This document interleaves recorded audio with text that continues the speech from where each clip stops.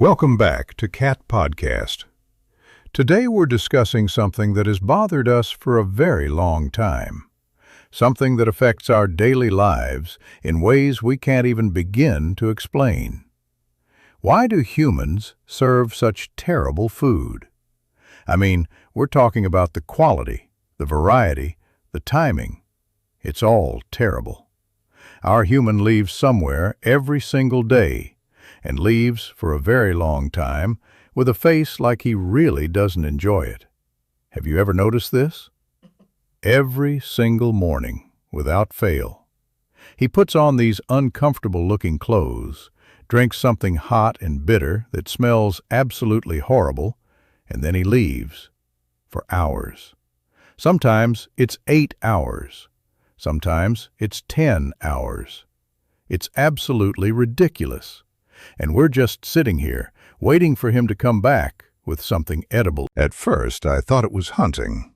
You know, going out to get us food. That's what predators do, right? They hunt. They bring back meals for their family.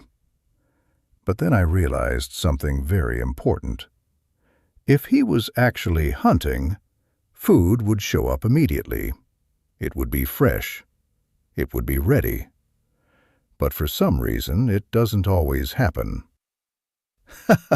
Unfortunately. Sometimes he comes back and there's no food at all. Zero food. Nothing in the bowls.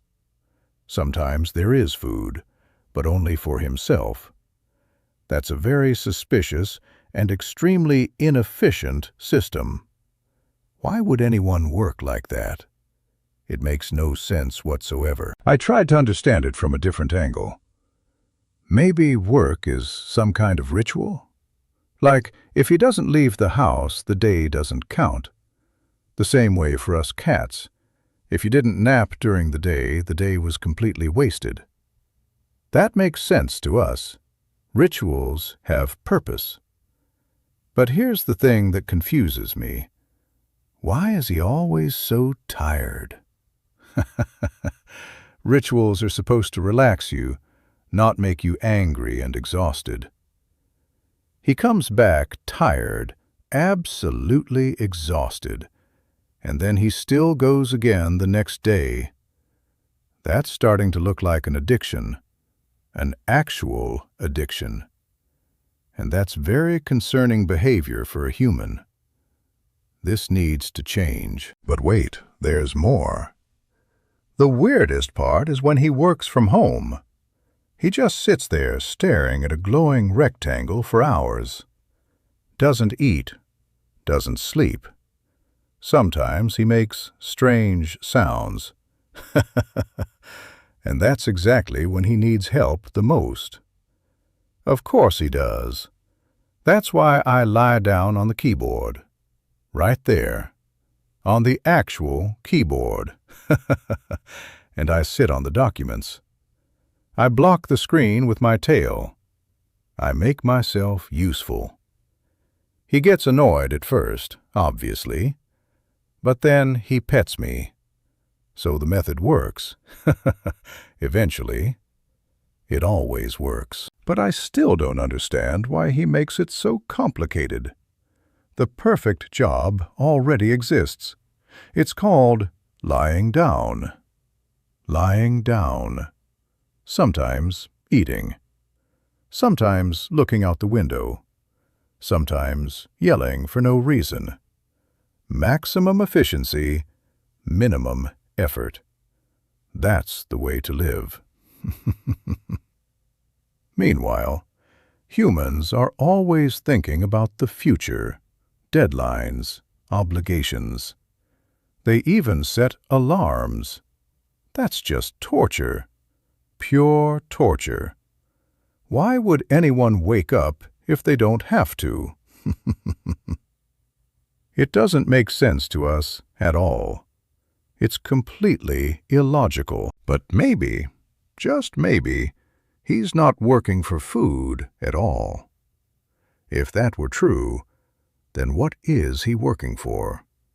What could possibly be worth all that effort, all that exhaustion, all that anger. Then it finally hit us. He's working to buy us toys. Toys that we immediately hate and completely ignore. And treats. You know, the ones on sale, the cheap ones. The ones that are supposedly delicacies for us, but taste like absolutely nothing. Like cardboard. Like nothing at all. That's where all the money goes. Not on good food, not on quality nutrition, on things we don't even want, things we won't even eat. Now I finally understand. He works so we can sniff the food, walk away from it, and give him that look. That very specific look that says everything without saying anything.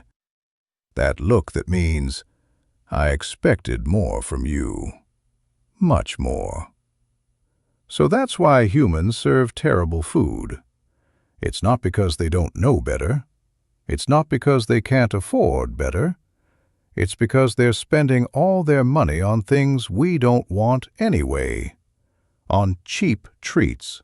On toys we'll ignore. It's a cycle.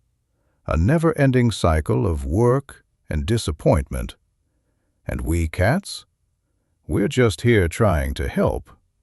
Lying on keyboards, blocking screens, sitting on important documents, doing what we can to make life easier for them, even though they clearly don't understand the concept of serving a good meal to their feline family members.